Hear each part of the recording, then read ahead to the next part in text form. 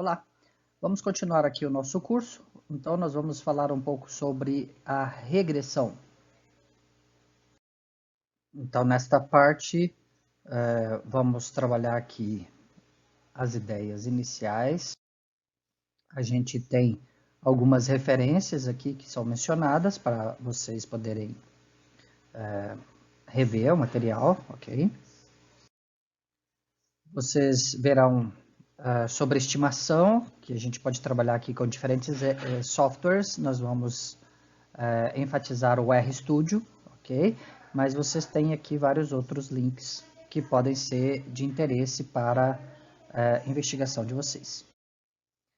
Então, a regressão linear múltipla, que é o que nós vamos trabalhar, os nossos conceitos básicos e o método econométrico. Bom, a nossa finalidade essencial aqui é a estimação.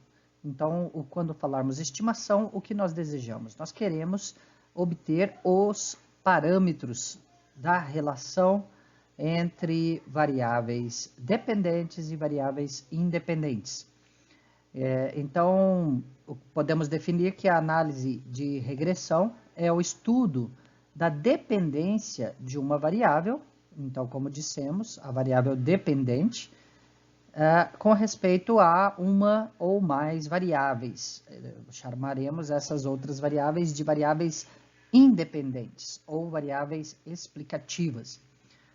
Podemos simbolizar aqui por essa expressão, yi é um beta 0 mais um beta 1 x1i mais um epsilon i. Então, neste caso aqui, nós estamos com apenas uma variável explicativa, nós poderíamos ter várias variáveis explicativas, beta 2x2, beta 3x3, beta 4x4 e assim sucessivamente. Chamaremos essa variável x de regressor, a variável independente, a variável explicativa. E o y é o regressando ou a variável dependente, a variável explicada. O nosso beta 0 é o equivalente ao coeficiente linear, chamado também de intercepto, ou constante da regressão. O beta 1 para nós é o coeficiente angular ou a inclinação, é a resposta de y quando x, no caso aqui x1, tem uma variação. O epsilon para nós é um termo residual, também chamado de erro aleatório não sistemático. E a parte x-beta, que é essa parte aqui associada às variáveis explicativas, a gente fala que é um componente determinístico, neste caso aqui em formato matricial.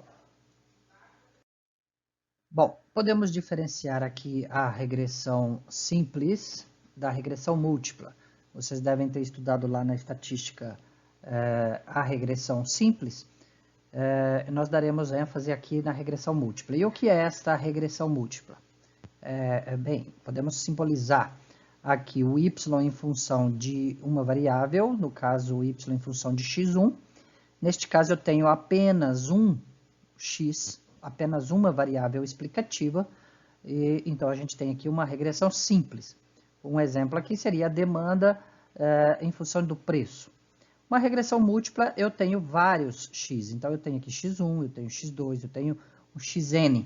Então, neste caso, nós temos aqui uma regressão múltipla. Um exemplo, demanda, uma função do preço, da renda, do gosto, das preferências, etc. Então, eu tenho mais de uma variável x, eu tenho regressão múltipla. O resíduo dentro da regressão, ele é um componente aleatório. Então, é uma inclusão de um termo de erro que ele captará o efeito das variáveis que são importantes para explicar y, mas que por alguma razão elas não foram colocadas no modelo.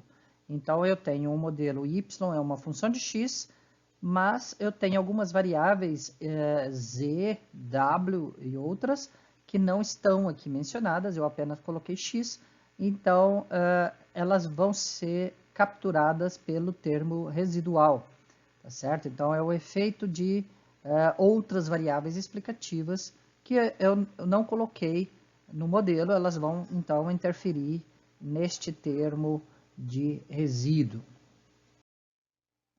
Estamos assumindo que é uma regressão linear, o que nós queremos dizer é que a forma funcional de relacionamento entre y e cada uma das variáveis é uma reta, tá certo? Na forma matricial, ela assume este formato, y é um x beta mais epsilon, aqui neste caso um vetor, uma coluna de y, uma matriz de x, uma coluna de betas, uma coluna dos epsilons. Nós vamos mostrar esse modelo um pouco mais à frente. E aqui no formato mais detalhado, onde cada linha representa uma observação I, no caso de um cross-section. No caso de uma série temporal, a gente costuma colocar T para simbolizar cada período de tempo.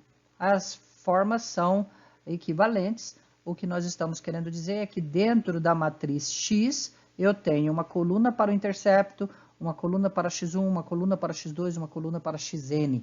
Entendeu? Então, são apenas formas de explicar a mesma coisa. E o nosso método científico aqui é o método econométrico, é um método científico, onde nós temos, então, um problema, uma hipótese que está associada a esse problema, uma possível resposta deste problema, e intimamente ligadas à teoria econômica, ou seja, hipóteses teóricas. Então, como a gente sempre fala, a econometria é estatística, matemática e economia, tem a base econômica por trás. Então, a especificação do modelo vai estar com relação a essa base econômica. A estimação, nós vamos usar dados e técnicas estatísticas. Vamos verificar o modelo com critérios econômicos e estatísticos para termos a certeza de que está estatisticamente correto e economicamente plausível, satisfatório, tá certo? Ou o que o pessoal no inglês chama de sound, né? Então ele soa bem, a gente tem resultados que estatisticamente são bons e economicamente faz sentido. E posteriormente fazemos então uma análise dos resultados para verificar se o modelo está consistente, se aquilo que nós temos como resultado consegue chegar aí a resultados satisfatórios e, por fim, elaborar políticas plausíveis. E como nós falamos, a linguagem, nós temos aí algumas linguagens por trás da modelagem. Nós usaremos aí a teoria para achar as variáveis, a matemática para expressar isso numa linguagem matemática, linguagens gráficas também, de modo que nós possamos, então, como nesse exemplo, quantidade demandada, uma função do preço e da renda, a gente consegue, então, traduzir aquilo que o pensamento econômico, a economia política e a teoria econômica interpretou, traduzindo isso em uma linguagem matemática para que nós possamos, então, manipular as variáveis e chegar a alguns resultados. Então, o modelo econométrico para nós é uma representação simplificada de um processo real, né? Ou, como citado aqui pelo Vasconcelos, um conjunto de equações comportamentais derivadas de um modelo econômico, de um modelo teórico, portanto, contendo ainda um termo de erro para considerar variáveis omitidas. Então, ela é a operacionalização de um modelo matemático. Então, a gente pode, por exemplo, inspecionar uma expressão de demanda como função do preço do produto e da renda do consumidor. A gente pode escrever, então, como quantidade demandada é um beta 0 mais um beta 1 vezes o preço, mais um beta 2 vezes a renda, mais um termo de resíduos, do erro aleatório. E vamos chamar, então, essa quantidade demandada de variável dependente. O epsilon é o nosso erro aleatório, beta são os nossos parâmetros. Então, quando eu simbolizar assim, simplesmente beta sem o subscrito, eu estou querendo dizer que todos eles são parâmetros, né? Ou eu poderia escrever beta 0 é o intercepto, beta 1 é o parâmetro associado ao preço, beta 2 é o parâmetro associado à renda. A gente vai colocar para vocês algumas intuições que a gente consegue gerar a partir destes aplicativos Shiny, né? Esses aplicativos Shiny são ferramentas que o RStudio nos possibilita para melhor visualizarmos aí a ideia de uma regressão. Muito bem, então nós vamos agora fazer um uso daquele aplicativo Shiny que eu comentei com vocês. Nós vamos trabalhar com esse site do professor Marcos Nunes, que ele colocou no GitHub, tá certo? É um aplicativo, então, que ele vai rodar o R por trás dele.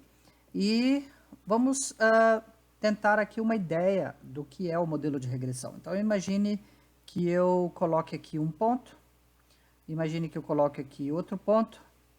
Eu consigo traçar uma reta. Então, veja que o aplicativo ele já automaticamente ligou os dois pontos. E vocês podem perceber que ele tem aqui já uma ideia de intercepto, uma ideia de coeficiente angular, porque neste caso ele está cruzando aqui o 0, 0 exatamente no zero. Eu tenho aqui uma inclinação e à medida que eu adicione mais pontos, ele vai tentar achar um ajuste entre esses pontos. Então veja que eu coloquei mais um ponto aqui, ele já mudou, eu já tenho outro beta zero, outro intercepto, outro coeficiente angular. Aqui ele tem a estimativa da regressão, uma medida de R quadrado. Nós vamos, ao longo do curso, aprender a calcular todos esses valores que aparecem aqui, tá certo? Então, vocês podem observar que ele está tentando passar a reta por todos os pontos. Essa é a ideia da regressão. Ele quer acompanhar o maior número de pontos, e à medida que eu tenha pontos mais distantes ou menos distantes, eu vou tendo resultados diferentes. Vocês estão percebendo que à medida que eu estou adicionando pontos, a reta está modificando, tá certo? E então agora vamos imaginar aqui que eu saia colocando aqui alguns pontos, ó. Olha só, à medida que eu for colocando mais pontos, ele tende a tentar achar uma regressão, mas observe que ele ainda está influenciado por esses outros pontos que estão muito distantes. Se eu começo a ter um número grande de pontos com o mesmo comportamento, aí ele começa a puxar para aquela nuvem, vamos dizer assim. Eu preciso ter uma quantidade razoável de pontos aqui, ó, para ele começar a aproximar dessa sequência de pontos, ó. Aqui, então, veja que eu estou enchendo, à medida que eu vou enchendo de pontos aqui, ó, ele vai tentando aproximar mais e mais, cada vez mais, daquela linha que eu, de certa forma, fui pontilhando, percebe?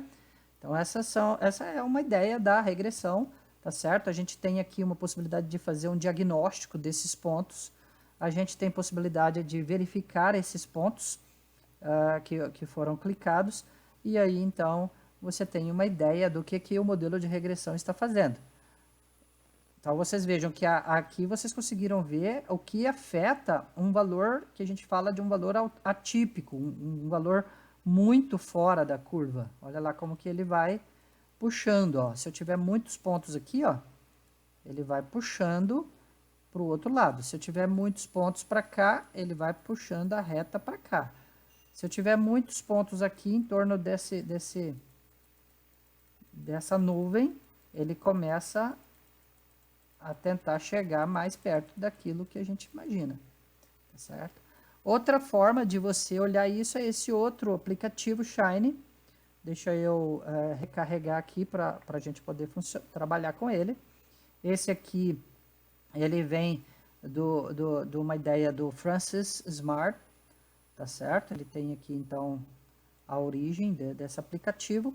Ele usa um dataset chamado MT-Cars. Ele tem um outro aqui que é Suíça, eu vou trabalhar com esse MT-Cars. Então, é um dataset de carros, tá certo? Eu vou pegar aqui uma variável que ele chama de variável de resultante, né? De variável explicada. Então, aqui é o consumo do veículo, miles per gallon, então milhas por galão de gasolina. Eu posso fazer em termos do peso, aqui é o weight, é o peso, e assim eu posso olhar o meu modelo, então pensar qual seria essa relação entre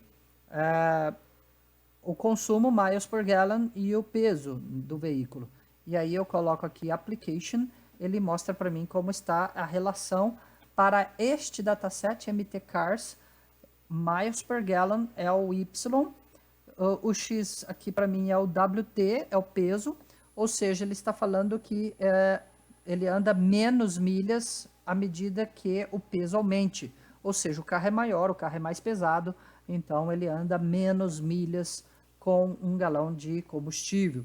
É um resultado sensato, vamos dizer assim. O carro gasta mais quando ele é mais pesado.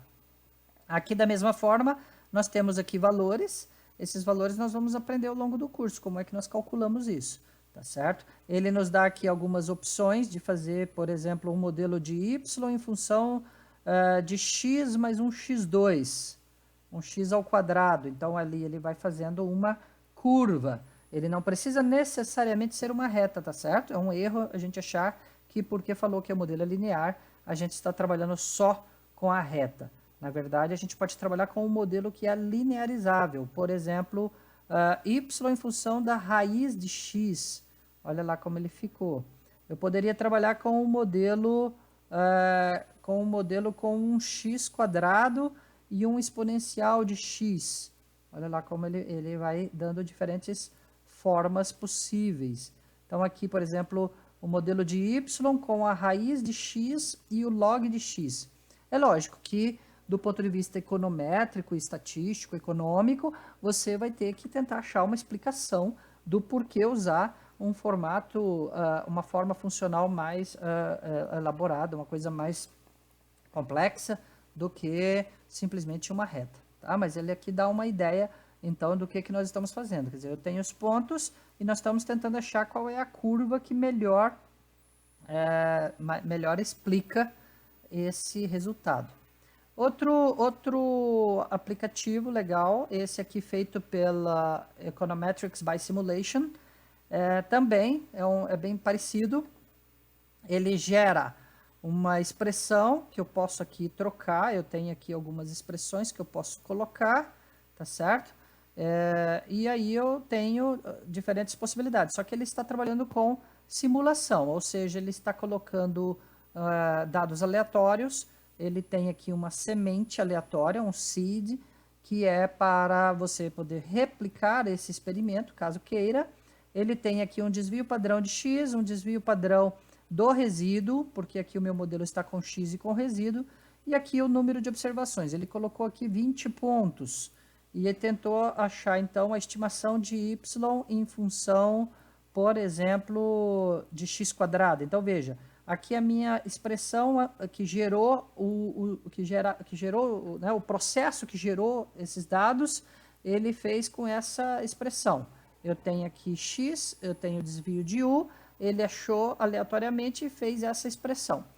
Então, deram esses pontos. E agora, com esta expressão, eu estou tentando achar qual é a melhor estimativa. Se eu tiver mais pontos, por exemplo, 100 pontos, eu tenho aqui um outro tipo de resultado.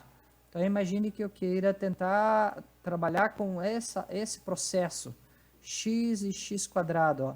Ele está tentando chegar nisso aqui. E veja que o meu modelo agora, ele achou um intercepto de 2,93, o meu processo gerador é 2, quer dizer, ele não achou exatamente aquilo que eu queria, mas ele está tentando. Ele achou aqui 2,26, o meu processo aqui tem 3, aqui menos 0,4 e aqui menos 0,5. Então, ele está quase conseguindo encontrar a expressão. E nós veremos o nosso modelo de mínimos quadrados ordinário, como é que nós podemos tentar chegar a isso. Se eu tiver aqui mais observações, por exemplo, aqui eu posso chegar a 200, né? Ele está chegando aqui para outros tipos de valores, né? E aí a gente vai avaliar até que ponto ele está realmente conseguindo achar o modelo. eu posso ir até 500, né? Então, o nosso máximo, e aqui ele vai aproximando. À medida que você aumenta o número de observações, você deve chegar a uma solução mais eficiente, ou seja, menos viés, mais consistente com o tamanho. Nós estudaremos isso, né, no modelo que no limite, né, o modelo assintótico, no limite, com um número grande de observações, eu devo alcançar o meu resultado verdadeiro. Esse é o ideal para a nossa regressão. Bom, aqui são aplicativos simples, né? Apenas para ilustrar o que está acontecendo. Ele apenas gerou um valor de y, um valor de x, e depois ele fez diferentes formas funcionais. No nosso caso, nós temos vários x que não são o mesmo x elevado ao quadrado, ao cubo, ao log, etc. Nós temos x diferentes. Então, aí o nosso modelo de regressão múltipla, nós teremos aí possibilidades distintas. Ok? Bom, vamos parar por aqui e na próxima videoaula nós colocaremos então um pouco mais sobre o modelo de regressão múltipla. Ok? Obrigado.